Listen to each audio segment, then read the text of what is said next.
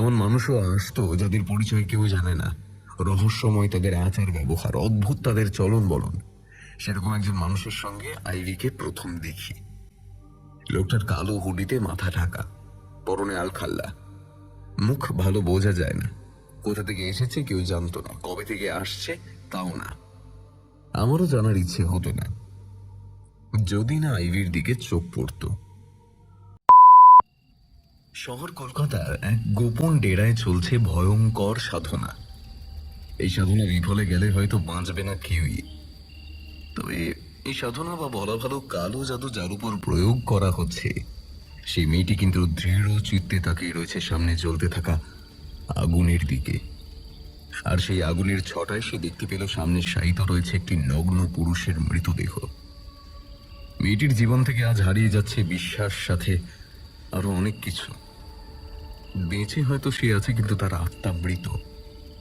কি লাভ অমন আত্মাকে নিজের শরীরে রেখে? তাই সে আজ এসেছে নিজের গুরুর কাছে আত্মাকে বন্ধক দিতে। উনি অবশ্য বলেছিলেন বড়ই কঠিন এই প্রক্রিয়া, কিন্তু মেয়েটি জেদের বশবর্তী। স্বল্প বসনা মেয়েটি ধীরে ধীরে শরীরে লেগে থাকা বস্ত্র উন্মোচিত করল। আলো আঁধারিতে সে যেন এক দেবীতে রূপান্তরিত হয়েছে। তার এই রূপ পুরুষ জাতিকে এক নিমেষে ঘায়েল করতে সক্ষম, কিন্তু তার কাজে মৃতদেহের মধ্যে উত্তেজনা জাগিয়ে তোলা। সে ধীরে ধীরে উঠে এলো সবের শরীরের উপর, বলতে শুরু করলো গুরুর শিখিয়ে দেওয়া মন্ত্র সব। আর কিছুক্ষণের মধ্যে মেয়েটি বুঝতে পারলো সবটির শরীর উত্তেজিত হচ্ছে। তার মুখে ফুটে উঠল এক চিলতে হাসি। সে সফল হয়েছে। এবার সে নিজের প্রতিশোধ নিতে সক্ষম। তবু এখনই থামা চলবে না। এই সবকে পৌঁছে দিতে হবে সুখের চরম মুহূর্তে, আর তারপরেই জন্ম নেবে অন্ধকারের দেবী।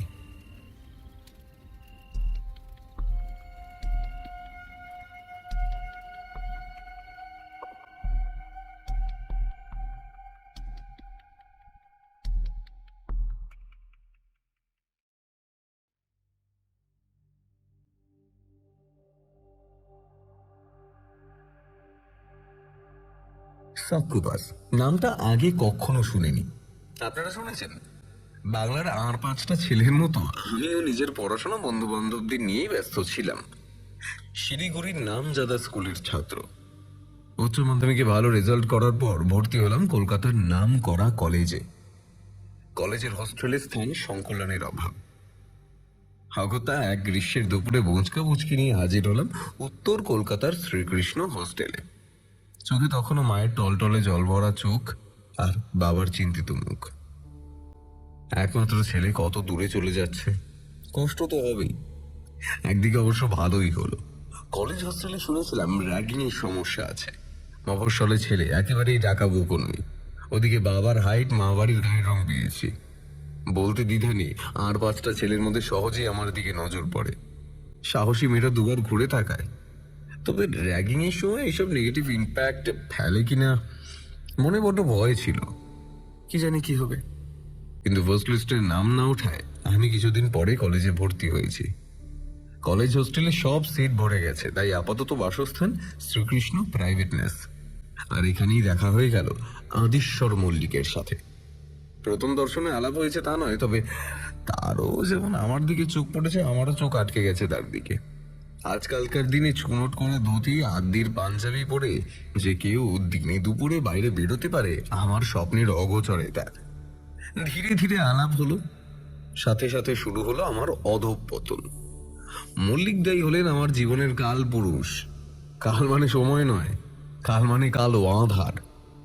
জীবনের অন্ধকার অথচ মোহময়ী রূপের সাথে তিনি আমার সেতু হিসাবে কাজ করলেন। মল্লিকদা কি কাজকর্ম করতেন কেউ জানতেন না। সকালে বেরিয়ে গিয়ে একদিন এক এক সময় ফিরতেন, অথচ রাজার হালে জীবন কাটাতেন। কিন্তু সবই ভাড়ার। হোস্টেলে সবচেয়ে ভালো ঘরে নিজস্ব এসি, বাথরুম। গাড়ি ছাড়া যাতায়াত করেন না, অথচ গাড়ি নিজের নয়, আপ ক্যাব। কেউ নিজের লোক দেখা করতে আসে না। মাঝে মধ্যে কিছুদিন গায়েব, আবার ফিরে এসে আগের রুটিন। এক রাতের কথা স্পষ্ট মনে পড়ে। পরদিন একটা এক্সাম আছে, শক্ত টপিক, মাথায় কিছুই ঢুকছিল না, তাই বোঝার আশা ছেড়ে গাঁতিয়ে মুখস্থ করার চেষ্টা করছি। এমন সময় আমার বন্ধ দরজায় টোকা।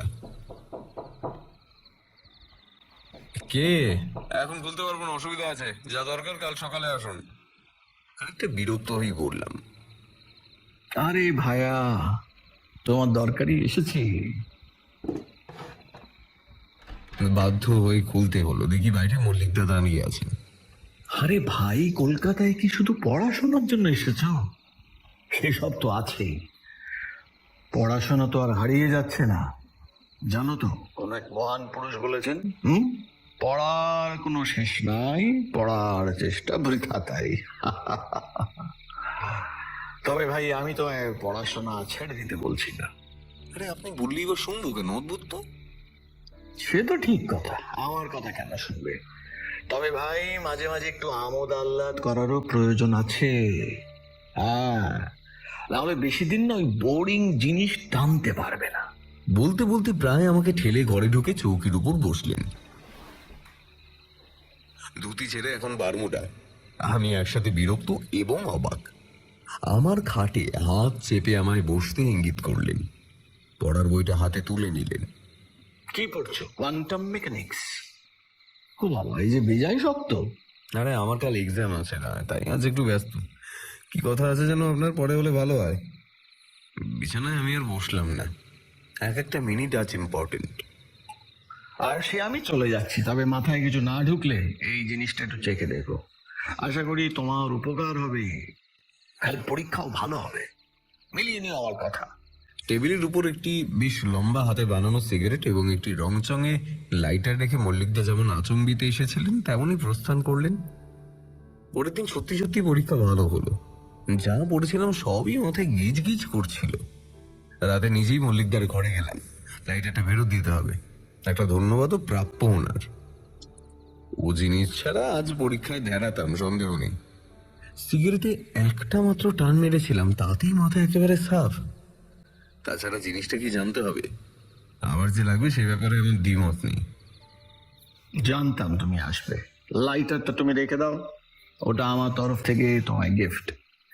পরীক্ষা থাকলে এসো, আর শোনো, পরীক্ষা না থাকলেও এসো।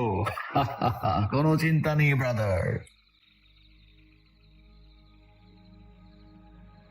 অনেক পরে জেনেছি আমার সন্দেহ সঠিক। মল্লিকদা আসলে ড্রাগ প্যাডলার। আমি ডুবতে লাগলাম। তখন আর বাড়ি যেতে ইচ্ছে করে না। পড়াশোনা একেবারে জলাঞ্জলি দিয়েছি তাও নয়, তবে টুকে টুকে চলছে। সঙ্গে চলছে আড্ডা, বন্ধু বান্ধব, নাইট পার্টি। নানা ধরনের নেশার যোগানদার তো হোস্টেলেই মজুদ। হোস্টেলের ছেলে বলে উনি আমায় বেশ ডিসকাউন্ট দিতেন। এর মধ্যে বাবা একবার দেখা করে গেছেন। যা বোঝার বুঝেছেন এবং রাগারাগি করেছেন। নিলে শুধু কেরিয়ার জলে যাবে তাই নয়, জীবনটাই শেষ হয়ে যাবে। এখনো সময় আছে, এখানে আর পড়তে হবে না। শিলিগুড়ি ফেরত চল, ওখানেই পড়াশুনো শেষ করবি। চল। সেটা সম্ভব নয়। মানে আমার কথা অমান্য করবি? অমান্য নয় বাবা, এত ভালো কলেজ ছেড়ে গেলে আমার কেরিয়ার কোনো মতেই ভালো হবে না, সেটা একটু বোঝো। অনেক বাগবিতণ্ডার পর বাবা কলকাতা থেকে ফিরে গেলেন। যাওয়ার সময় হুমকি দিয়ে গেলেন তিনি এরপর থেকে আর টাকা পাঠাবেন না। মা রোজ ভিডিও কলে কান্নাকাটি করেন। আজকাল বিরক্ত লাগে। তাদের কান্নাকাটিতে লাভ হয়নি কিছু। টাকা বন্ধের ভয় তো বাবা আগেই দেখিয়েছেন, কিন্তু আবার মল্লিকদা ঘটনা শুনে বললেন, চিন্তা কি, আমার ব্যবসা বাড়ছে, লোকের দরকার আছে, অঢেল পয়সার ব্যবস্থা হয়ে যাবে, নো চিন্তা। টাকা পয়সা ছাড়াও আরো একটা ব্যাপার আছে। আমার তখন বন্ধু ছাড়াও অসংখ্য বান্ধবী, বলতে গেলে স্পেশাল অ্যাটেনশন টু বান্ধবীজ। আগেই বলেছি আমার চেহারার কথা, সাথে ফ্রিতে বা কম খরচে নেশার যোগান, ফলে আমার পপুলারিটি তুঙ্গে। বন্ধু বলে আমাকে নিয়ে কানাঘুষোর নানা কথা চলে। ছেলেটার ক্ষমতা আছে মাইরি, একসাথে করা মেয়ের সাথে চালাচ্ছে কে জানে। এদিক ওদিক ঘুরে সবই কানে আসে আমার। আমার কাছে বেশ ইগো স্যাটিসফাইং, বেশ আরামদায়ক ব্যাপার। কিন্তু কলেজের প্রথম দিকে এক একজনকে, মানে মেয়ে আর কি, ভালোবাসার জালে জড়িয়ে নিতাম। কিছুদিন মজা করে টান যেত কমে, মোহ যেত কেটে। তারপর আরেকজন, ধীরে ধীরে সাহস বাড়লো। একসাথে দুজন তিনজন আরো বেশি। শরীর ছাড়া আর অন্য কোনো দিকেই বা আমার নজর ছিল আমার। এই ধরুন ঈশানী, সে আমার প্রথম প্রেম। হ্যাঁ, তখন অবশ্য আদিক্ষেতা করে বলতাম প্রথম প্রেম। ঘন্টার পর ঘন্টা কলেজ স্ট্রিটে হাঁটা, হাতে হাত ছোঁয়া, চোখে চোখে কথা, একসাথে পড়াশুনো, রাতের পর রাত চ্যাটিং, ভিডিও কল, নোটসের দেওয়া নেওয়া। বড্ড মিষ্টি সময় সেটাই। আজকাল ভাবি যদি সেই সময় ফেরত যাওয়া যেত, মনে হয় সেসব গল্প কথা। তখন আমার মতো মফস্বলের গন্ধ লেগেছিল, মল্লিকদের হাটে বিকিয়ে যায়নি। মেয়েটা আমায় বেশ ভালোবাসতো, হয়তো আমিও। তারপর মল্লিকদের সঙ্গে ঘনিষ্ঠতা বাড়তে লাগলো। এইভাবে কলকাতার মায়া কাজল আমার চোখে ধাঁধা লাগিয়ে দিল। একবার তানচাতে গেছিলাম প্যাডলিং এর টাকা ওড়াতে। আলাপ হলো সহেলির সঙ্গে। এক্ষেত্রে মল্লিকদার কোনো হাত ছিল না, নিজে গেছিলাম। সহেলি সুন্দরী ছিল না, একেবারেই না। ওর মধ্যে ছিল বন্য তাগিদ, দুর্নিবার টান। এবার ড্রাগের সাথে যোগ হলো নারী পুরুষের আদিম খেলা। ক্লিশে হয়ে গেল ঈশানী। না, কোনো মতেই না। বিয়ের আগে কি করে ওসব চাও? লজ্জা করে না? বিয়ে তো হবেই, কিছুদিন আগে আর পরে। প্লিজ। না। ঈশানীর এমন শক্ত কণ্ঠ কখনো শুনিনি। ওকে এই খেলায় কোনো মতে রাজি করাতে পারলাম না। ক্যান্টিনে বসে একদিনও বলল, একটা কথা বলবো? কি? মল্লিক লোকটার সঙ্গ ছাড়ো। ওর সম্পর্কে নানা রকম সব কথা শুনছি। জানি কি শুনছো, লোকে ওর অবস্থা দেখে ঈর্ষা করে, তাই এসব রটায়। ভগবান দুটো কান কেন দিয়েছে? আরেক দিনের কথা। সহেলিকে। সহেলি? কে সহেলি? আমিও তাই জানতে চাইছি। ও কে? সবাই তোমার সঙ্গে ওকে কেন দেখতে পাচ্ছে? ঈশানী প্রথম প্রথম অবাক হতো, বারণ করত, তারপর কান্নাকাটি। মায়ের চোখের জল যাকে ভেজাতে পারেনি তাকে অন্য কেউ পারবে এ আশা করা বাতুলতা। ওর জ্ঞান জ্ঞানে নিয়েও আর বসাচ্ছিল না। আমি তখন দ্রুত বদলে যাচ্ছি। হাতে কাঁচা টাকার নেশা, বাইকের পিছনে নিত্য নতুন মেয়ে। কেন কে জানে ঈশানী আমায় কিছুতেই ঘৃণা করতে পারে না। ওর যত রাগ ছিল মল্লিকদার উপর। সেই নাকি আমায় ফাঁসিয়েছে, মফস্বল থেকে আসা গোবেচারা ছেলেটাকে নরকে টেনে নামাচ্ছে। ঈশানী জীবনে একটাই ভুল করেছিল, আমায় ভালোবেসে। ওর ভালোবাসা তখন দম বন্ধ করা মনে হচ্ছিল। আমার প্রাইভেট স্পেস প্রয়োজন। মল্লিকদের সঙ্গে অন্ধকার ব্যবসায় অনেকটা জড়িয়ে গেছি, যেখানে সেখানে ঈশানীর উপস্থিতিতে নানা রকম অসুবিধা হচ্ছিল। ওকে ঝিরে ফেলা দরকার হয়ে পড়ল, কিন্তু কমলি কিছুতেই ছোড়ে না। ঈশানী নরম সরম মেয়ে, কনজারভেটিভ বাড়ির সংস্কারী মেয়ে। দিলাম একদিন চরম অপমান করে। নারীত্বের অপমান বেশি কষ্ট দিয়েছিল নাকি ভালোবাসার পুরুষের কাছে চরম অপমানিত হওয়া ওর মনের উপর বেশি প্রভাব বিস্তার করেছিল জানি না। ফলস্বরূপ নার্ভাস ব্রেকডাউন হয়েছিল ওর। তখন আমার চারপাশের পরিবেশে মানুষের থেকে মানুষরূপী জানোয়ারের সংখ্যা বেশি। অবশ্য নিজেকেও ঠিক মানুষ পদবাচ্য বলা উচিত হবে না। আর যখন পুরনো কথা ভাবছি মনে করতে পারছি, বেশ একটা সুপারম্যান ফিলিং হয়েছিল। আমার জন্য একটা মেয়ে পাগল হয়ে গেল। আমার তাহলে সত্যি কিছু ক্ষমতা আছে। কি বলছেন? ঘৃণা হচ্ছে আমার উপর? নিজের কথা যখন বলতে বসেছি তখন গোপন করে মিথ্যে বলে লাভ কি? তাহলে তো চুপ করে থাকলেই হতো নাকি? কেন বলছি জানেন? আজ আজ ভয় লাগছে, খুব ভয় লাগছে। খুব ক্লান্ত আমি। ক্লান্তিতে দু চোখের পাতা বুঝে আসছে, কিন্তু কিন্তু ঘুমোতে চাই না। কোনো মতে ঘুমোনো যাবে না। ঘুমোলেইও আসবে। এবার আর আটকাতে পারবো না। আমায় নিয়ে যাবে নিজের কাছে অনন্তকালের জন্য। ওর কাছে যেতে চাই না আমি। আমি আমি মুক্তি চাই। মৃত্যু হলেও ক্ষতি নেই। আমি জানি আমার পাপের শেষ নেই, কিন্তু তাও কেউ কি সাহায্য করতে পারবে আমায়? কেউ একজন, প্লিজ প্লিজ হেল্প মি। কি যেন বলছিলাম, আমার এবং ঈশানীর গল্প। হ্যাঁ, ঈশানীর গল্প ওখানেই শেষ। পরের গল্প তো একটু বলেছি, সহেলি। সেই গল্প বলার মতো বেশি কিছু নেই। হ্যাঁ, ওসব গল্প জীবনের ট্রেনের কোনো একটা ছোট্ট স্টেশন, ট্রেন যেখানে বেশিক্ষণ দাঁড়ায় না। বেশি কাব্য হয়ে গেল, তাই না? যাই হোক, পরের গল্প রুচিকা। কলেজ তখন প্রায় শেষ। মেধা খুব খারাপ ছিল না, তাই ছোটবেলার অভ্যাসবশত যেটুকু পড়েছি তাতেই কাজ হয়েছে, ফেল করিনি। এবারও সেকেন্ড লিস্টে কোনো ক্রমে এমএসসিতেও চান্স পেয়েছি। বাদ দিন, এই গল্প তো আলোর নয়, কালো অন্ধকারের গল্প। রুচিকা আমার কলেজের এক সিনিয়রের বান্ধবী। ডাকসাইটি সুন্দরী বলতে যা বোঝায় ও ছিল একেবারে তাই। বন্ধুদের সঙ্গে বেট লড়ে আমার দিকে ওর নজর ফিরিয়েছিলাম। আমার চোখ দুটোতে বোধহয় আমার মনের কালো ছায়া পড়ে না। মানুষ কেন জানি না আমাকে সহজেই বিশ্বাস করে।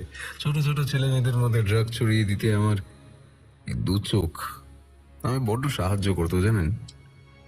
আমার কাজের ধারে একটু বাধা ধরা, স্কুলের সামনে রাস্তা দিয়ে অন্যমনস্কভাবে হেঁটে যাওয়া, হঠাৎ ধাক্কা লেগে স্কুলের কোনো একটা ছেলে বা মেয়েটার হাত থেকে তার হাতের সব ছড়িয়ে ছিটিয়ে মাটিতে পড়ে যাওয়া, সরি সরি বলি তার জিনিসপত্র গুছিয়ে তুলে দেওয়া, আবার সরি বলে হাতে বিশেষ চকলেট গুজে দেওয়া, পরের দিন আবার দেখা হওয়া, আবার চকলেট, প্রথমে ফ্রিতে, তারপর নেশা জড়িয়ে গেলে বিশেষ চকলেট বিক্রি, একজনের থেকে আর একজন, আরো একজন, এমনি করে পুরো গ্রুপ, পুরো ক্লাস। শেষে আর একজনকে সেখানে পেডলার করে সেখান থেকে হাওয়া। সব সময় সফল হয়েছি তা নয়, তবে কত স্কুল, কত ছেলে মেয়ে, কত টাকা, কত নেশা। আর অন্য কথা বলতে শুরু করেছি। বলছিলাম রুচিকার গল্প। আমার সব প্রেমিকাদের মধ্যে সবচেয়ে ভালো দেখতে কি ফিগার, আহা হা হা, যেমন ছিল রূপের গরম তেমনই ছিল রাগ। ওকে নিয়ে হেঁটে খেতে অন্য ছেলেরা ঘুরে ঘুরে দেখতো। ওকে তুলতে আমার বেশ ঘাটতে হয়েছিল, কিন্তু তখন আমার যা ধরন, এক ফুলের মতো বেশি দিন ভালো লাগে না। যথারীতি কিছুদিন বাদে মন গেল উঠে। ততদিনে বিশ্বজিৎদার সঙ্গে ওর সম্পর্ক গেছে ভেঙে। রুচিকার তার কাছে ফেরার আর উপায় নেই। মেয়েটা আমার উপর রেগে 1 মাসের মধ্যে বিয়ে করে নিল এক বয়স্ক বিউরোক্র্যাটকে। ও নিজের কেরিয়ারটাও বিসর্জন দিয়ে দিল। বোকামো আর কাকে বলে। ক্ষতিটা আসলে কার করলি? বিয়ের দিন বিনা নিমন্ত্রণে খেয়ে এসেছি, শুধু মুখটা দেখবো বলে। ওর পরিবার অবশ্য আমার সঙ্গে অভদ্রতা করেনি। ওদের চোখে ভয় আর বিস্ময় একসাথে খেলা করছিল। আমার কাছে রুচিকার কিছু বিশেষ বিশেষ ফটো, কিছু লেখালেখি আছে কিনা, যদি বিয়েটা ভেঙে দিই। লোক লজ্জার ভয় পেয়েছিল। আর রুচিকা, তোর 2 চোখ দিয়ে যেন রাগ গলে গলে পড়ছিল। ওর নিজ ছদ্মতলা থেকে উঠে এসে আমায় খুন করে। ওই যে বললাম না, মেয়েটা কেন কে জানি শুরুতে আমাকে বেশ বিশ্বাস করে। জানি আপনারা আমাকে গালাগালি করছেন, স্যাডিস্টিক বলছে, তাই না? বলতে যখন শুরু করেছি সত্যি বলবো, বিশ্বাস অবিশ্বাস আপনাদের উপর। এবার আসি আসল গল্পে। না না, বাকিগুলো নকল মন করা ছিল না, কিন্তু সব গল্পের তো কিছুটা সূচনা থাকে। এগুলো হলো সূচনা, নাহলে আমায় বুঝতেই পারবেন কেন। অবশ্য আসল গল্পটা বেশি বড় না, প্রায় একই রকম। যদিও গল্পের শেষটা না, এখনো শেষ হয়নি। পুরোটা শুনুন, যদি কেউ কিছু হেল্প করতে পারেন। রাগ হচ্ছে আপনাদের? এই অমানুষটাকে হেল্প করবেন না, আর কিছু না করেন, বরং ভয়ঙ্কর শাস্তি দিন আমায়, মেরে ফেলুন আমায়, প্লিজ প্লিজ মেরে ফেলুন। আত্মহত্যা করতে ভয় লাগেছে। একটা লোক যদি দিনের পর দিন ঘুমোতে না পারে, তবে তার কি অবস্থা হবে ভেবে দেখেছেন কখনো? আইভিও আমায় বিশ্বাস করেছিল। আমার সবচেয়ে জমেছিল ওর সাথে। প্রথম দেখা হয়েছিল এক অবৈধ রাত থেকে। সাধারণ ঘরের মেয়েরা ওখানে যেতে ভয় পায়। কালো টাকা ওড়ানোর আদর্শ স্থান, কি নেই সেখানে? রাজনৈতিক মাস্তান, পয়সাওয়ালা বাপের উচ্ছৃঙ্খল ছেলে, পাখনা গজানো উঠতি নায়ক, কালো দুনিয়ার খোঁচর, ড্রাগ পেডলার, সরকারি নিরাপত্তারক্ষী, কে নেই? এমন মানুষও আসতো যাদের পরিচয় কেউ জানে না। রহস্যময় তাদের আচার ব্যবহার, অদ্ভুত তাদের চলন বলন। সেরকম একজন মানুষের সঙ্গে আইভিকে প্রথম দেখি। লোকটার কালো হুডিতে মাথা ঢাকা, পরনে আলখাল্লা, মুখ ভালো বোঝা যায় না। কোথা থেকে এসেছে কেউ জানতো না, কবে থেকে আসছে তাও না। আমারও জানার ইচ্ছে হতো না, যদি না আইভির দিকে চোখ পড়তো। ওরকম চাবুক মেয়ে আমি বাপের জন্মে দেখিনি। এখানেও কিন্তু মল্লিকদার হাত ছিল, বলেছি না? মল্লিকদা আমার জীবনের গ্রহণ, অন্ধকারের সেতু। অবশ্য শুধু তাকে দোষ দিয়ে লাভ নেই, আমিও তার কাটা প্রজাপতির মতো আঁধারে ঝাঁপ দিয়েছি। কাকে আর দোষ দেব? দোষ আমার নিয়তে। অদ্ভুত লোকটার সঙ্গে মল্লিকদার খানিকটা দহরম মহরম ছিল। লোকটা সম্ভবত বিশেষ এক ধরনের নিষিদ্ধ নেশার সন্ধানে ছিল। মল্লিকদা আবার এসব ব্যাপারে সিদ্ধ হস্ত। গোল্ডেন পয়জন ফ্রগের নাম শুনেছেন? চেরা চেরা হাস্কি গলার স্বর লোকটার। আমিও সেদিন ওদের সঙ্গে এক টেবিলে বসেছিলাম। বলাই বাহুল্য মিটিংটা গোপন। আফ্রিকার এক বিশেষ প্রজাতির ব্যাঙ, তার স্কিন ভীষণ বিষাক্ত। ওই স্কিনের বিষ চাই আমার। ব্যাট্রাকোটক্সিন? শুনেই চমকে ওঠে মল্লিকদা। কি করবেন? আরে ও যে সাংঘাতিক জিনিস, পৃথিবীর সবচেয়ে ভয়ানক বিষ। কি করব সেটা আপনার না জানলেও চলবে। নিজের এখতিয়ারের বাইরে না বেরোনোই ভালো। লোকটার গলার আওয়াজে আমার শিরদাঁড়া দিয়ে ঠান্ডা স্রোত নেমে গেল। শব্দগুলো লোকটার গলা নয়, নরকের কোনো সুদূর তল থেকে উঠে আসছে। কিছুক্ষণ চুপ করে থেকে মল্লিকদা বললেন, দাম শুনেছি। 1 গ্রামেরই দাম লক্ষাধিক। সাধারণ পেডলারের কাছে এই জিনিস পাওয়া অসম্ভব। সেই জন্যই তো আপনাকে ডেকে পাঠালাম। পারবেন কিনা বলুন। দাম নিয়ে টেনশন করবেন না, যা চাইবেন তাই পাবেন। শুধু আমার তাড়াতাড়ি চাই। পাশের হাই স্টুলে বসে আছে আইভি। কালো বডি হাগিং পোশাকে শরীর থেকে মাদকতা ঝরে ঝরে পড়ছে। মুখে কালো ভেইলে ঢাকা। ভেইলের আড়ালে গ্রিক ভাস্কর্যে খোদাই করা মুখশ্রী। পরে মল্লিকদের কাছে শুনেছিলাম, মেয়েটার দিকে বেশি তাকিও না ভায়া। শুনেছি লোকটা প্রাচীন গথিক ভুডু বিদ্যা চর্চায় পারদর্শী। সেই জন্যই ওই বিষের প্রয়োজন। মেয়েটা ওর, যাকে বলে সোলমেট। সোলমেট? আরে হেসো না ভায়া, হেসো না। ওদের সোলমেট মানে সাধন সঙ্গী। ও সব তুমি বুঝবে না। তো ওদিকে রাস্তা না পাল্টালে তোমার কপালে কিন্তু শনি নাচছে। মল্লিকদের বাকি সব কথা অক্ষর অক্ষরে পালন করলেও এটা শুনলাম না। আমার নজর তখন আইভির ওপর। দেখলাম ওরা রাত থেকে রেগুলার আসে না। মল্লিকদাও খবর দিতে ভয় পাচ্ছে। নিজেই কয়েকদিন লক্ষ্য করে বুঝলাম মঙ্গল শনিবার আসে ওরা। মল্লিকদার সাহায্য পেলাম না। গায়ে পড়ে আলাপ করার চেষ্টা করে সুবিধা করে উঠতে পারিনি। ধীরে ধীরে রোগ চেপে যাচ্ছিল। এরপর কয়েকদিন আর থেকে এলো না ওরা দুজন। ততদিনে মল্লিকদা ওদের কাঙ্ক্ষিত জিনিস হস্তান্তর করে দিয়েছে। ভাবলাম আর বুঝি ওরা এলো না, বাকি গেছে উড়ে। বিরক্তি লাগছিল। তারপর এলো সেই মায়াবী রাত। কোন এক শনিবারের ঠিক গোলাপি নেশায় উড়ে যাচ্ছে সভ্যতা। সাইকেডেলিক আলো আঁধারি আর উত্তুঙ্গ শব্দে জমে উঠছে নাচের আসর। সকলের অজান্তে বদলে যাচ্ছে সঙ্গী অথবা সঙ্গিনী। স্বল্প বসনা রাতপরীরা চেনা অথবা অচেনা লোকের হাত ধরে ঢুকে যাচ্ছে আশেপাশের ছোট্ট ঘরগুলিতে। তাদের পেছনে বন্ধ হয়ে যাচ্ছে দরজা। ছেলের সঙ্গী ছেলে বা মেয়ের সঙ্গিনী আরেকটি মেয়ে, তাও দেখা যাচ্ছে। ক্ষমতা আর প্রতিপত্তি প্রদর্শন চলছে রোজকার মতো। আমি কিন্তু এক কোণে বসেছিলাম স্কচের গ্লাস হাতে। আমার চোখ জোড়া ঘুরছে ক্রমাগত। কয়েকদিন দেখিনি তাকে। তখনও আইভির নামটা জানতাম না। আধা অন্ধকার পরিবেশে যদি মিস করে যাই। ভাগ্যের নিদারুণ ফেরে তাকে আবার দেখতে পেলাম। যদি সে রাতে অন্য কোনো কাজে আটকে যেতাম, যদি আর দেখা না হতো। আজ আর সেসব ভেবে কোনো লাভ নেই। আবার দেখা হলো। হঠাৎ করে চোখ পড়ল। মেয়েটার কপালে ব্যান্ডেজ জড়ানো, ভালো করে হাঁটতে পারছে না, লাল গাউনে শরীর ঢাকা। গাউনটা ছেঁড়া নাকি ওটাই স্টাইল ঠিক বুঝলাম না, কিন্তু আজ এসেছে একা। দেখলাম সঙ্গী লোকটা ঘরের কোথাও নেই, সে আজ আসেনি। মেয়েটা একদিকের ফাঁকা হাই স্টুলে কোনো রকমে উঠে বসলো। মাথা নামিয়ে দিল টেবিলের উপর। হাতের ইশারায় ওয়েট্রেসকে ডেকে বলল, ব্লাডি মেরি। আমি যেন হাতের চাঁদ পেলাম। কিছুক্ষণের অপেক্ষা, মাদক কাজ করা শুরু করুক। 2 পেগের পর এগিয়ে গিয়ে তার কাঁধে হাত রাখলাম আলতো করে। এক ঝটকায় সরিয়ে দিল হাত। আহত সাপিনীর মতো মাথা ঘুরিয়ে তাকালো আমার দিকে। এক চোখে জল, অন্য চোখে আগুন।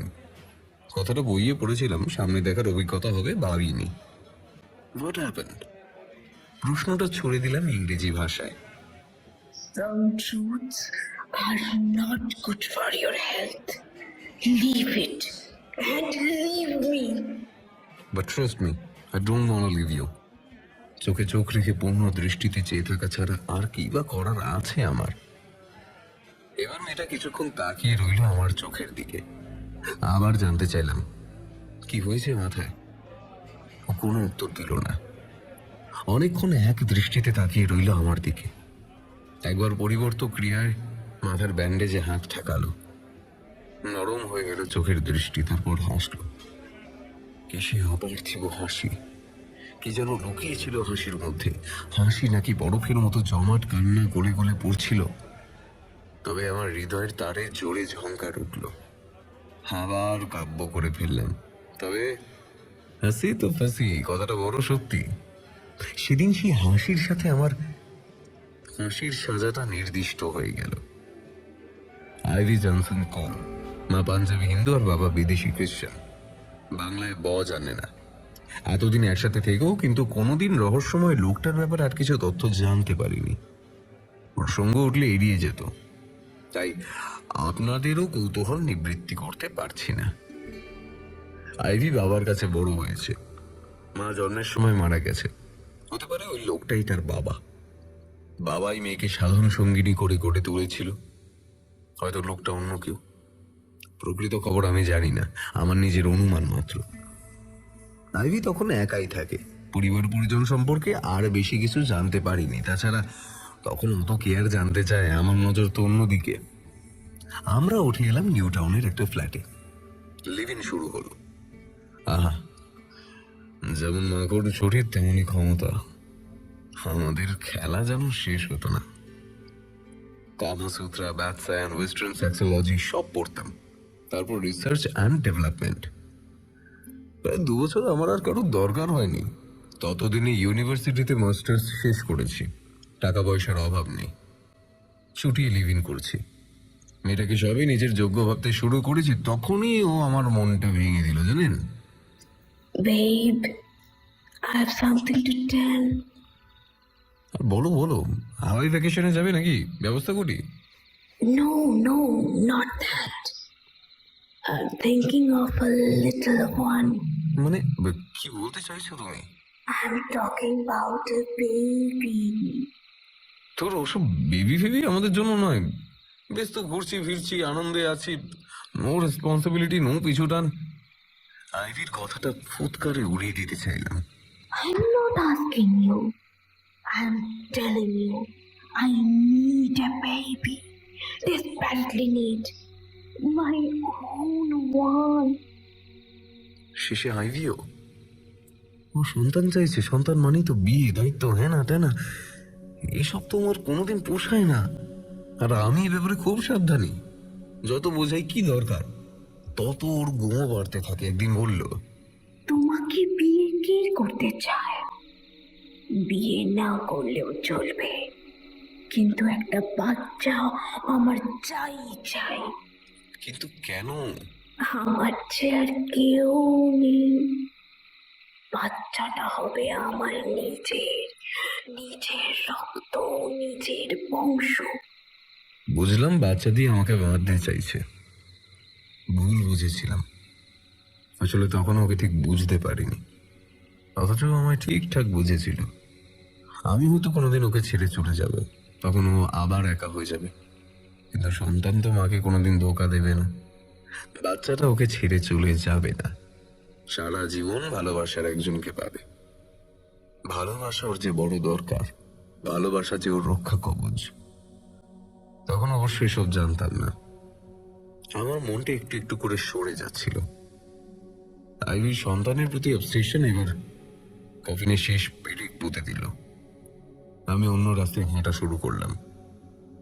যেদিন অন্তিম বিদায় জানালাম সেদিন একটুও চোখের জল ফেলল না, আটকে রাখার জন্য একবারও কাকুতি মিনতি করল না। শুধু বলল, Can you leave without me? ওর মুখে ফুটে উঠল সে পুরনো হাসি। এতদিন সে হাসি লুকিয়েছিল ওর বুকের অনিন্দে। সেদিন আবার দেখলাম সে অপার্থিব হাসি। সেটা ব্যঙ্গের না কান্নার। হাসিটা প্রথমবার ডাম করার মজাটা পেতে দিল না। সুপারম্যান ফিলিংসটাই তো পেলাম না। ওর হাসিটা কেমন যেন আমার ভিতরে ধাক্কা মারলো, যেন কোনো গভীর অন্ধকার থেকে ফনা বিস্তার করে সমস্ত আলোর রেখা আড়াল করে দাঁড়ালো নামহীন পরিচয়হীন কোনো বিভীষিকা। ব্যাস, সেই শেষ দেখা। আমরা দুজনেই ভদ্রভাবে নিউটাউনের ভাড়ার ফ্ল্যাট ছেড়ে দিলাম। আমার জীবন থেকে আইভি হারিয়ে গেল।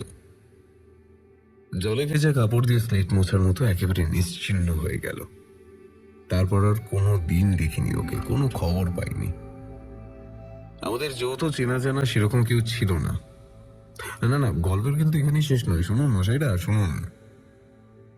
তখন অনেক কিছু জানার বাকি ছিল আমার জীবনে। তারপর জীবনটা যেন একটু একটু করে বদলে গেল। অনীহা শুরু হলো আমার অতি প্রিয় আদিম খেলাটার প্রতি। যেন আইভিকে নয়, আমি আমার ইচ্ছে অনিচ্ছেগুলোকেই ছেড়ে দিচ্ছিলাম। মেয়েদের এড়িয়ে চলতে শুরু করলাম।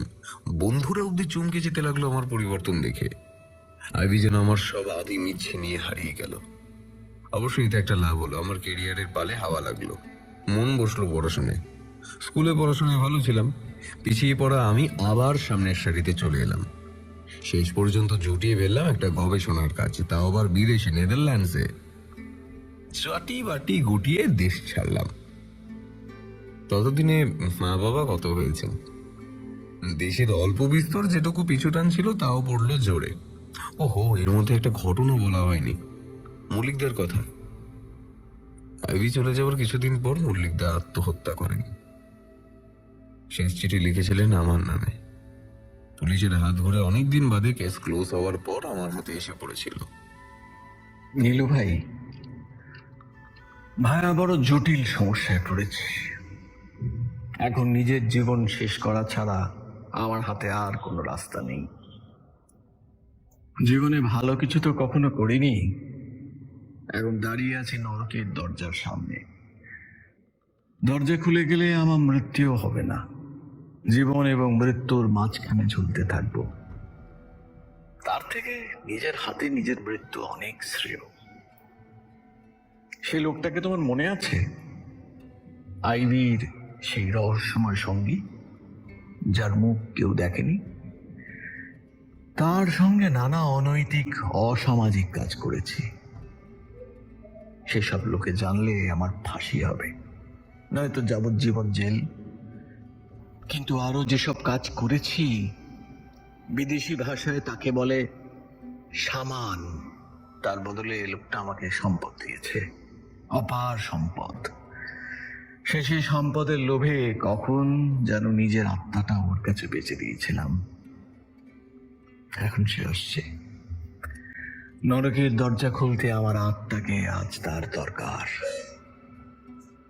নারাধমের আত্মা যে লাস্ট সামানের প্রধান উপকরণ, সে আসছে। তার মুখ আমি দেখেছি। যে ঈশ্বরকে কোনোদিন ডাকিনি, তার কাছে প্রার্থনা করি আমার অতি বড় শত্রুও যেন তার মুখ দর্শন না করে। এত ক্লেদাক্ত তার মুখ, এত পৈশাচিক তার দৃষ্টি, তাই আর নয়। সে আসার আগেই নিজেকে শেষ করে দিতে হবে। যে সম্পদ সে দিয়েছিল তা আমার মৃত্যুর পর সরাসরি তার হাতে ফেরত চলে যাবে। সে রাজার ঐশ্বর্য কেউ পাবে না। বাকি যেটুকু আছে আমার পরিবার যেন পায়, সেটুকু দেখো। আর কাউকে বিশ্বাস করি না। তোমাকে ছোট ভাইয়ের মতন বলছি, আমার এটুকু উপকার তুমি আশা করি করবে। হ্যাঁ, আর একটা শেষ কথা, আইভি কিন্তু ওর হাতেই গড়া। আইভির থেকে খুব সাবধান। সাপের লেজে পা দিলে সাপ বিষ ঢালবেই, আজ কিংবা কাল। আমার মতন ভুল করো না। বাঁচতে চাও তো পালাও। এতে হতভাগ্য মল্লিকদা।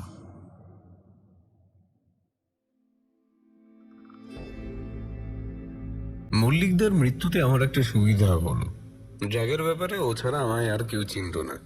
আমি ছিলাম মল্লিকদার অস্পষ্ট ছায়া। ওর মৃত্যুর পর আমি ড্রাগ চক্র থেকে হারিয়ে গেলাম। বিদেশের ভিসা পেতে কোনো সমস্যা হলো না। নেদারল্যান্ডস দেশটা ভারী সুন্দর, দূষণমুক্ত, পরিষ্কার পরিচ্ছন্ন। আমরা দুজন আমাদের ইউনিভার্সিটি থেকে একসঙ্গে চান্স পেয়েছিলাম, আমি আর সরোজ। দুজনে মিলে একটা ফ্ল্যাট শেয়ার করে থাকা শুরু করলাম। ক্যাম্পাস থেকে একটু দূরেই বাসা, সাইকেল চালিয়ে যাতায়াত। দেশ দূষণমুক্ত করার জন্য এখানে সবাই সাইকেল চালায়। সরোজও একই প্রজেক্টে আছে। বেশ চলছিল জীবন, ক্যাম্পাস, গবেষণা, উইকেন্ডে জমিয়ে রান্না, খাওয়া আর ঘুম। দু একদিন নাইট আউট। রান্নায় আমিষ থাকলেও জীবনে আর তার চিহ্ন ছিল না। এখানে গরমকালটা দারুণ, প্রায় 24 ঘন্টাই সূর্য দিগন্তে। হালকা নরম আলো খেলা করে সারা দিন রাত্রি। ঘড়ি দেখে দিন রাত্রি বিচার করে মানুষ। ভীষণ ভালো কাটতে লাগলো জীবন, ছিমছাম, নির্ঝঞ্ঝাট। হ্যাঁ ঈশ্বর, এখন যদি ভবিষ্যৎ জানতাম, সে শান্তি ছিল ঝড়ের আগের শান্ত পরিবেশ। এবার মন দিয়ে শুনুন, ক্লাইম্যাক্স তো শুরু হয়ে শুক্রবার। আজ ফিরতে প্রচুর দেরি হলো। যথারীতি ল্যাবে একটা কাজে আটকে গেছিলাম।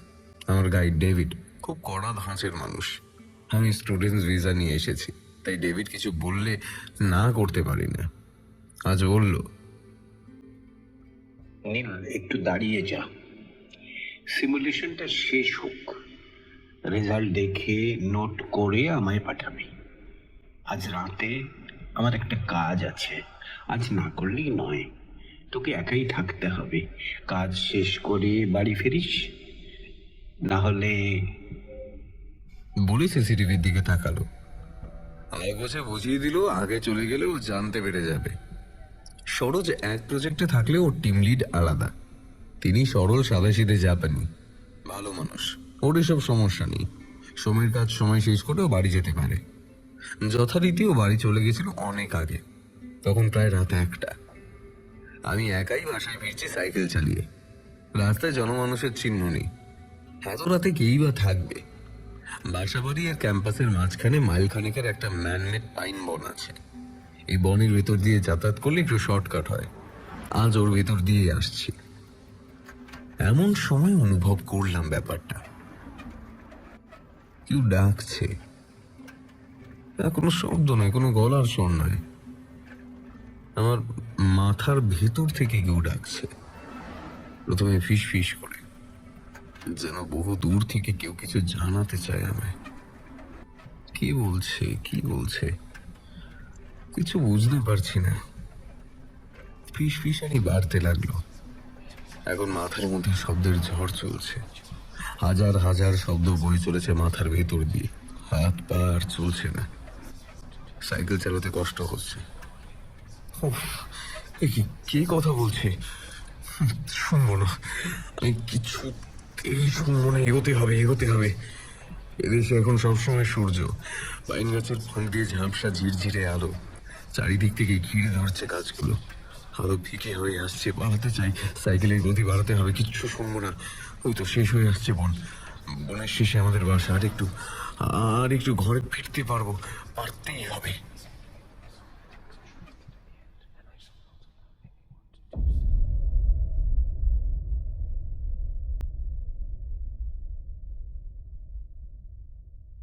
শনিবার। আজ ইচ্ছে করেই দেরি করলাম।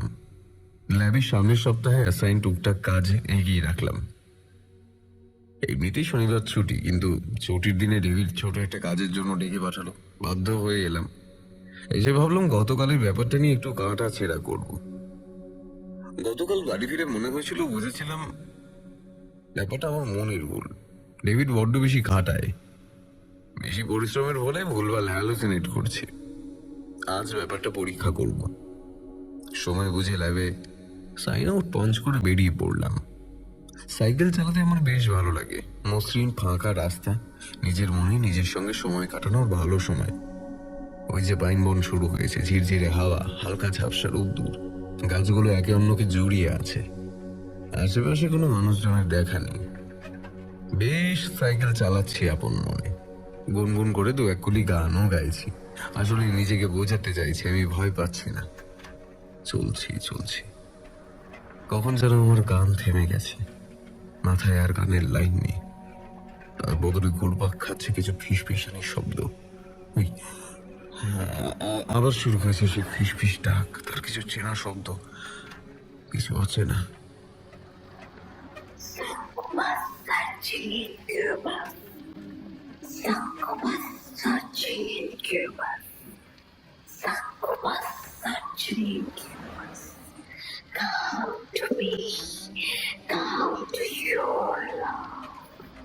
এই কথাগুলোর মানে কি? আজও কালকের মতো অস্বস্তি লাগছে। মাথার মধ্যে অমুক আহ্বান, এমন অকুল স্বরে কে ডাকছে, কি বলছে ভালোবাসার কথা। আমি জীবনে নিজেকে ছাড়া কাউকে ভালোবাসিনি, আজও বাসি না।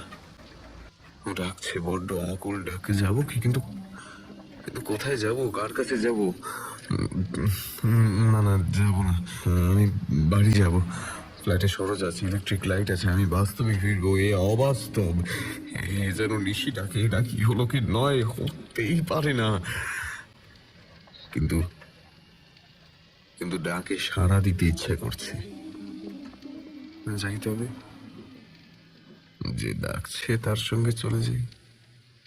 না না, যাবো না, বাড়ি যাব। কালকের মতোই মাথার মধ্যে ঝড় বইছে। আমি শুনবি না। অদ্ভুত টানাপোড়েন চলছে।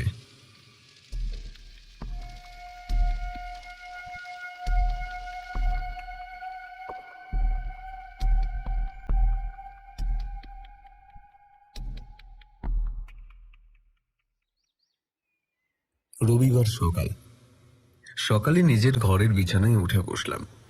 অনেক কষ্টে কাল বাড়ি ফিরতে পেরেছি, তবে সারা রাত ভালো করে ঘুমোতে পারিনি। পাশের ঘরে সরোজ আছে, হাঁক দিলাম, সরোজ। বল, উঠেছিস? চা বানিয়েছি, ফ্লাস্কে আছে। কাল রাতে ফিরতে এত দেরি হলো কেন? মাথাটা খুব ব্যথা করছে, কিছু ওষুধ টষুধ আছে নাকি? দেখছি, দাঁড়া। পাশের ঘর থেকে সরোজের গলা আমার উপর ম্যাজিকের মতো কাজ করলো। আমার মনে সাহস ফিরে এলো। এই তো আমার চেনা পরিবেশ, ভয় কি আমার? কিন্তু ওই শব্দগুলোর মানে কি? কি এই সাকুবাস, কি বা ইনকিউবাস?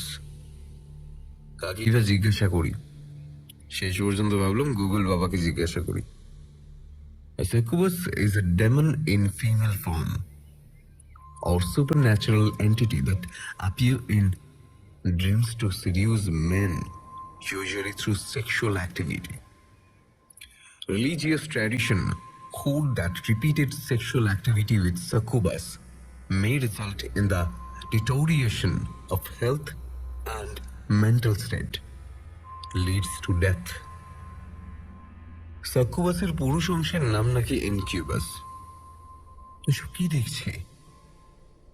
যৌন নিধন, অতিলৌকিক নারী, এসব কি বাস্তবে সম্ভব? ভেবেই মনের ভেতরটা কেমন শিরশির করছে।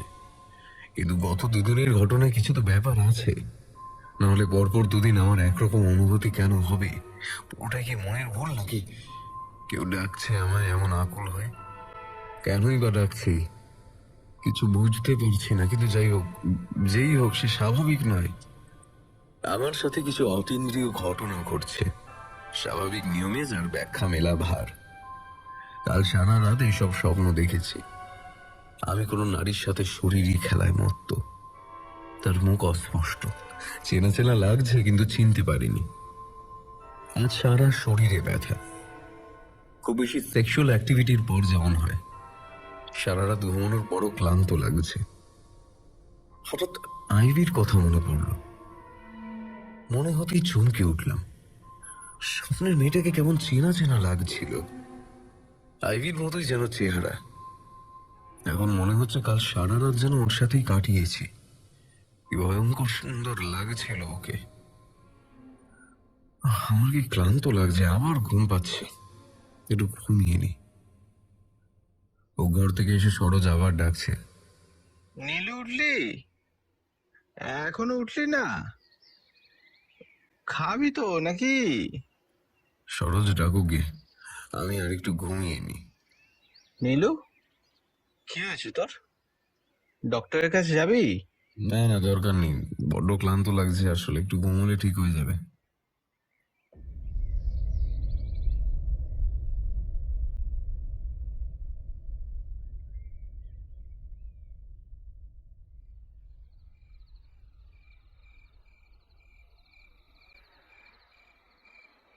রবিবার রাত, এই ঘুম ভাঙল, সারা গায়ে অসম্ভব ব্যথা। আমার পরসাঙ্গতে ভীষণ জ্বালা। ঘুম থেকে উঠে টয়লেটে গিয়ে দেখলাম কিছু কিছু জায়গাতে ছাল চামড়া উঠে গেছে। কি করে এরকম হলো মাথায় এলো না। ঘুমিয়ে উঠে এত ক্লান্তই বা লাগছে কেন কে জানে। সরোজ কি যেন বলছে।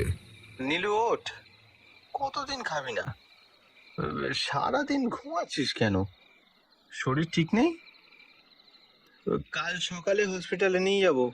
সরোজ নাকি? আমি কেমন ঘোরের মধ্যে আছি, সব শুনতে পারছি, কথা বলতে পারছি। এই তো সরোজকে বললাম খাবো না, ইচ্ছা করছে না। আমি বললাম নাকি অন্য কেউ আমার হয়ে বললো কিছু বুঝতে পারছি না। মাথা কাজ করা সম্পূর্ণ বন্ধ হয়ে গেছে। তুই কি আমায় চিনতে পারছিস না? কি হলো রে? আর দেরি করে যাবে না, ডক্টরের কাছে চল। ডক্টর কিচ্ছু করতে পারবে না, প্লিজ একটু ঘুমোতে দে। আজ সারাদিন ঘুমের মধ্যে আইভির সাথে কাটিয়েছি।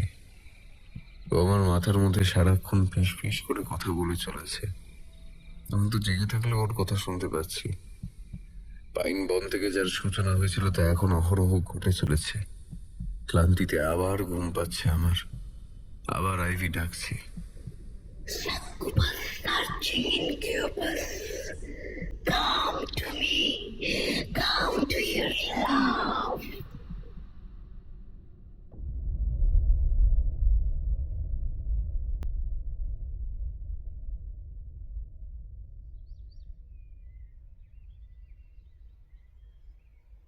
সোমবার দুপুর, সেই কাল রাতে ঘুমিয়েছিলাম, আজ দুপুরে উঠলাম।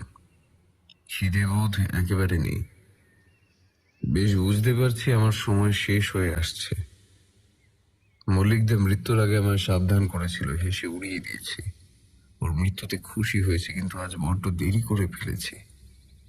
আমার যা হওয়ার হয়ে গেছে, আমায় মরতে হবে, কিন্তু আত্মহত্যা করতে যে বড় ভয় আমার। আইভি বলেছে I would love you till the apocalypse. অ্যাপোক্যালিপসের সাথে নাকি গোটা ব্রহ্মাণ্ড ধ্বংস হয়ে যাবে। সে ঘটনা কতকাল পরে ঘটবে কেউ জানে না। সে যে অনন্তকাল অনন্তকাল। এখন আমার কাছে সব পরিষ্কার। আইভি সাধারণ মেয়ে নয়, কোনোদিন ছিলই না। যে রহস্যময় মানুষটি ওর সাথে রাতে ঠেকে আসতো, সে তো সাধারণ বা অসাধারণ কোনো ধরনের মানুষ ছিল না। মানুষই ছিল না সে ছিল অন্ধকারের রাজপুত্র, দ্য প্রিন্স অফ ডার্ক। আর আইভি ছিল তার সাধারণ সঙ্গিনী। তারা বিভিন্ন পাপের জায়গায় খুঁজে বেড়াতো শিকার। যত বেশি অন্যায় তত তাদের শক্তি বৃদ্ধি, যত বেশি পাপ তত সহজ শিকার, যত সহজ শিকার তত অমানবিক অত্যাচার। কিন্তু আইভি তো মানুষ ছিল। সে ধীরে ধীরে ক্লান্ত হয়ে পড়েছিল সেসব অকল্পনীয় ঘটনার সাক্ষী থাকতে থাকতে। লিভিন করার সময় এসব কথা আমি জানতাম না, কিন্তু এখন জানি। সে সময় ও দ্য প্রিন্স অফ ডার্কের খপ্পর থেকে পালাতে চাইছিল। কাকতালীয়ভাবে তখনই আমি ওকে খেয়াল করা শুরু করি। ও আমায় অবলম্বন করে বাঁচার রাস্তা খুঁজে নেয়। ওর ভালোবাসায় কোনো ভাগ ছিল না। প্রকৃত ভালোবাসা নাকি শয়তানকে অক্ষম করে দেয়। তাই দ্য প্রিন্স অফ ডার্ক আমাদের কোনো ক্ষতি করতে পারেনি, আমাদের কোনো অসুবিধার সম্মুখীন হতে হয়নি। আমি ছেড়ে যাওয়ার পরও আবার আগের জীবনে ফিরে যায়, সম্পূর্ণ নিজের ইচ্ছাতে ফিরে যায় শয়তানের কাছে। আমার হিসেব নেওয়া যে ওর বাকি ছিল। প্রকৃত ভালোবাসা বদলে গেছিল অতি প্রাকৃতিক ঘৃণায়। I love you so much that I chill my soul with the sand. And now I have changed into succubus. Come to me, come to your love, and you will be united for never-ending time till Ivy আমাকে ছাড়া থাকতে পারবে না। আমি বোধহয় ওর ডাক এড়াতে পারবো না, কিন্তু আমি বাঁচতে চাই। মানে আমি বাঁচতে চাই না, আমি মরতে চাই। এই 4 দিনে যে কষ্ট পেয়েছি অনন্তকাল তা সহ্য করতে পারবো না। কি শাস্তি ভগবান! হয়তো আমি অনেক অন্যায় করেছি, কিন্তু অন্যায় তো সবাই করে, কিন্তু কেউ তো আমার জন্য অনন্তকাল নরক যন্ত্রণা ভোগ করেনি। কোনো ক্ষমা নেই। হে ভগবান, ভগবান আমার দিক থেকে মুখ ফিরিয়ে নিয়েছে। আচ্ছা, আপনারা কেউ কি পারবেন আমার সাহায্য করতে? কেউ আমায় খুন করে ফেলতে পারবেন না প্লিজ? আমি আত্মহত্যা করার ক্ষমতাও হারিয়েছি। পুরো গল্পটা তো শুনলেন, একটু একটু মায়া না হোক, প্রচন্ড ঘৃণায় মেরেই ফেলুন না প্লিজ, প্লিজ। আর আবার ঘুম পাচ্ছে, আবার ঘুম পাচ্ছে।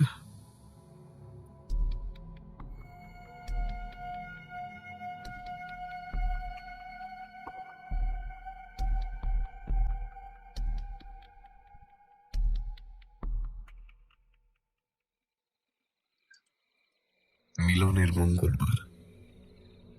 খুব ক্লান্ত আমি, কিন্তু ঘুমোতে চাই না। ঘুমোলেই ও আসবে। এবার আর আটকাতে পারবো না। আমি নিয়ে যাবে নিজের কাছে অনন্তকালের জন্য। এখন আমি কি করব? আমি মুক্তি চাই। দয়া করে কেউ সাহায্য করো। কেউ কি নেই? আবার আমার মাথার মধ্যে আমি ডাক শুনতে পাচ্ছি। আইভি ডাকছে, পাইন বনে যেতে বলছে। আর লড়াই করার শক্তি নেই। চলে যাই। সরোজ আটকানোর চেষ্টা করছে, বলছে নীলেশ, কোথায় যাচ্ছিস? তুই তুই অসুস্থ? শুনতে পেলাম আমি ওকে বলছি, পারবি না আমায় আটকাতে। কেউ পারবে না, পারবে না। আমায় যেতেই হবে।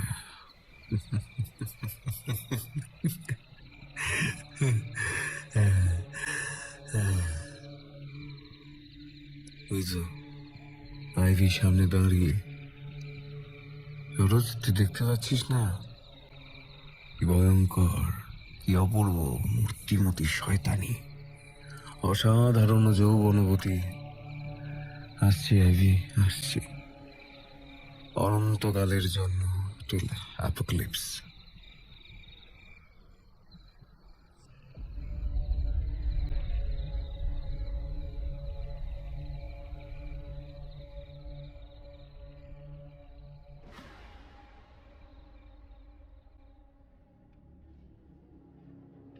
পুলিশের কাছে সরোজের বয়ান। নীলেশ শুক্রবার থেকে কেমন পাগলের মতো ব্যবহার করছিল। দিনরাত ঘুমাতো, জেগে থাকলে প্রলাপ বকতো আইভিকে নিয়ে। খুব ভালোবাসতো বোধহয়।